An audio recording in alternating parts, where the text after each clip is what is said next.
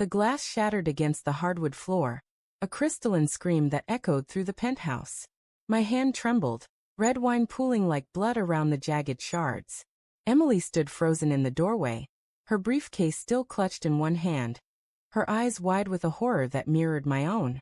The email on my laptop glowed accusingly from the desk, its words burned into my retinas. "I know what you did, David. She deserves to know." My wife's gaze flicked to the screen, and in that fractured second, I knew the life we'd built was crumbling. The air in our Manhattan apartment felt thick, heavy with the scent of her jasmine perfume and the metallic tang of my fear. 20 years of marriage, 2 decades of shared dreams, now teetered on the edge of a single damning truth. I wanted to speak, to explain, but my throat was a desert, my tongue a traitor. Emily's voice, when it came, was a low, trembling blade. "David, what is this?" I forced myself to meet her eyes, those hazel pools I'd fallen into on our first date at that cramped Brooklyn cafe. Back then, she'd laughed at my terrible puns, her smile brighter than the neon signs outside. Now her lips were a tight line, her face pale as the city lights flickering through our floor-to-ceiling windows. "It's not what you think," I stammered, the lie tasting bitter even as it left my mouth. Her eyes narrowed, and I saw the lawyer in her awaken. The same ruthless intellect that had just secured her firm an $80 million deal. She dropped her briefcase with a thud and crossed the room, her heels clicking like a metronome counting down to judgment. "Don't," she said, her voice sharp enough to cut glass. "Don't lie to me. Not now." She leaned over the desk, her fingers hovering above the laptop as if touching it might burn her. The email was anonymous, a coward's weapon, but its words were precise, surgical.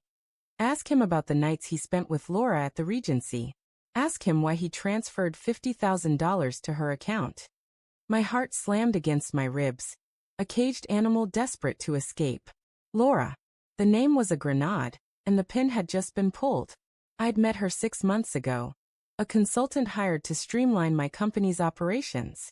She was sharp, charismatic, with a laugh that made late-night meetings feel less like work and more like something else. I hadn't meant for it to happen.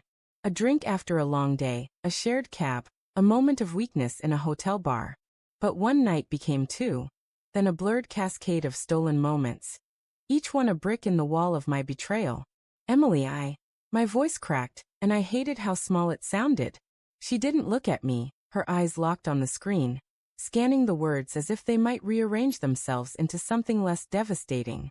I wanted to tell her it wasn't love, that Laura meant nothing, that it was a mistake born of stress and ego and a fleeting need to feel alive. But the truth was uglier. I'd chosen those moments, savored them, even as I lied to myself that I could keep them separate from the life I cherished. $50,000? Emily's voice was a whisper now, but it carried the weight of a scream. "You gave her money?" She turned to me, and the betrayal in her eyes was a physical force, pinning me to the wall. I wanted to explain. The money wasn't a gift, it was a desperate attempt to buy Laura's silence after she'd threatened to tell Emily everything. But how could I say that without admitting the affair? How could I confess that I'd paid to protect a lie, only to have it explode in my face? I was trying to fix it. I said, the words clumsy, inadequate. "I didn't want to hurt you." Her laugh was a jagged thing, sharp and broken. "Fix it," she repeated, stepping closer, her breath hot against my face. "You think throwing money at your mistress fixes this? You think lying to me for months fixes this?" Her voice rose, each word a lash, and I flinched, not from her volume but from the raw pain beneath it. The room felt smaller now, the walls closing in as the city's hum droned outside. Taxis honking, distant sirens, the pulse of a world that didn't care about our unraveling. I remembered the early days, when Emily and I would stay up late, plotting our futures over cheap wine and takeout. She'd been a junior associate then, scrappy and ambitious, while I was building my tech startup from a dingy co-working space. We'd promised each other honesty always. How had I let that promise decay? "Tell me everything," she said, her voice steady now, a prosecutor demanding the truth. I sank onto the couch, my legs unsteady, and the story spilled out in fragments. Late nights at the office, Laura's flirtations, my own weakness. I told her about the hotel, the guilt that gnawed at me every time I came home to her smile. The panic when Laura demanded more than I could give.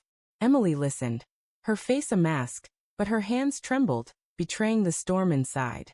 When I finished, the silence was suffocating.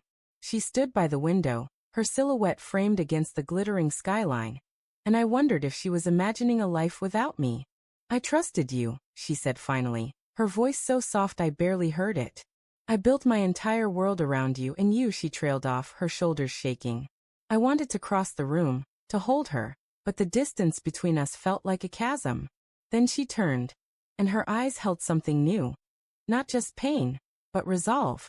I got the deal today, she said, almost to herself. $80 million. I was going to come home and celebrate with you. Her voice broke, and she pressed a hand to her mouth, stifling a sob. But you were celebrating with her, weren't you? No, I said too quickly, desperate to claw back some piece of her trust. It's over, Emily. I ended it. I swear. But even as I spoke, I saw the doubt in her eyes, the realization that my words were just another layer of deception. She didn't know about the final twist, the one I'd discovered only hours before the email arrived. Laura had been working with a competitor, feeding them my company's secrets. The $50,000 wasn't just hush money, it was her price for betrayal, a betrayal that mirrored my own. I opened my mouth to tell her, to confess that my mistake had cost not just our marriage but my company, my legacy. But before I could, she spoke, her voice cold and final. I'm filing for divorce, David. The words hit like a physical blow, stealing my breath. She picked up her briefcase, her movements deliberate, and walked toward the door. You'll hear from my lawyer. The door closed with a soft click, a sound more final than any scream. I stood alone in the wreckage of our life, the laptop still glowing, the wine still pooling on the floor. And in that moment, I realized the true cost of my secrets.